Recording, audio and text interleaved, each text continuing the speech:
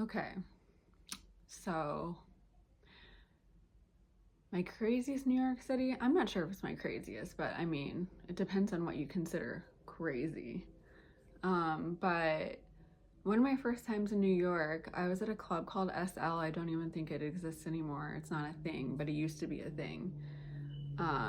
And I remember I was grabbing a drink and I turned around and then I'm like genuinely jump scared because I didn't know who tapped my shoulder. I didn't know who was behind me, but it happened to be Mickey Rourke and his assistant, whatever you call them, and they asked me if I wanted a drink. So me, thinking it was harmless, took up the offer for a drink, but we ended up hanging out, just hanging out all night, talking and drinking tequila sunrises. And probably the most interesting part of the story is when we went to One Oak, which is like the after party of the after party.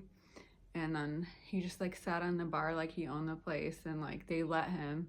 And he dragged me up on the bar, and there were so many people who thought like I was his girlfriend or something. It was wild because they kept like coming up and like kissing my fingers and like talking to him, and he just was like soaking it up. And we were having fun. It was just harmless fun between new friends. And we had to leave out of the side of the door because he was like, yeah, I don't want any paparazzi following me home. I do know where he lives, by the way.